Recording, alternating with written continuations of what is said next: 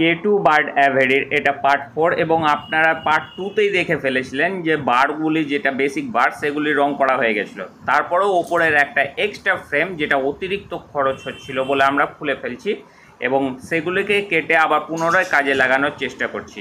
এটাই আপনারা দেখছেন, সেগুলো কাটা হচ্ছে এবং এই নেটগুলো 1/2 ইঞ্চি বাই 1/2 ইঞ্চি 14 mm, অর্থাৎ এই গেজটা এতটাই বেশি যে ডাইরেক্ট ঝাল বা ওয়েল্ডিং করা যাবে এরকম গেজ। আর এটা আমাদের মুর্শিদাবাদ জেলায় কোথাও পাওয়া যায়নি, তাই আমরা কলকাতা থেকে অর্ডার দিয়েছিলাম।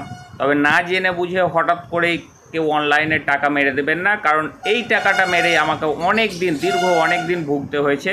শেষমেশ আমি ইউটিউবে তার খারাপ রিভিউ দিব এইরকম ভয় দেখিয়ে সে মাল পাঠিয়েছে। যাই হোক, কাজ তো চলছে আমাদের জোর কদমেই। আর এদিকে আমরা একটা সেপারেট ছোট্ট ঘর করেছি, পরে বিস্তারিত লং ভিডিওতে দেখিয়ে দেবো। আপনারা দেখতে পাচ্ছেন আমাদের গেটগুলো এখন অবধি হয়ে গেছে এবং তলায় এই যে 4 ফুটের নেটগুলো সেগুলো লাগানোর কাজ চলছে জোর কদমে। এটা 1/2 ইঞ্চি বাই 1/2 ইঞ্চি গ্যাপের আছে।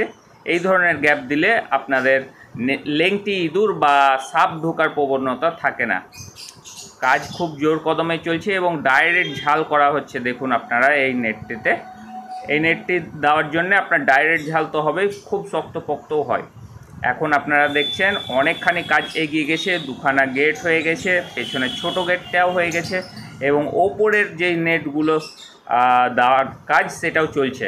তবে এই অবধি আমার নেট শেষ হয়ে গেছিলো, তাই বাকি একটু যেটা কাজ ছাদে বাকি ছিল সেটার জন্য আর পুনরায় আমি কলকাতায় টাকা লাগাইনি বা আনার চেষ্টা করিনি। আমাদের দোকান যখন খুব ছোট্ট ছিল তখনকারই কিছু নেট আমাদের বাকি ছিল, সেই বেঁচে যাওয়া নেটগুলোই ছাদে এখন আমরা কাজে লাগাচ্ছি। আপনারা দেখছেন এটার ফুটোগুলো একটু বেশি, তবে আমাদের কিছু এক্সেস পুরনো দোকানের টিন ছিল, সেই টিনগুলো দিয়েই কাজ চালিয়ে নেব। টিন যদি দেওয়া থাকে বড় ফুটোর নেটের ওপর তাহলে আর পালাবে না। এখন বৃষ্টি পড়লেও জোর কদমে কাজ চলছে, আপনারা দেখতে থাকুন। ভিডিওটি ভালো লাগলে সাবস্ক্রাইব করতে ভুলবেন না।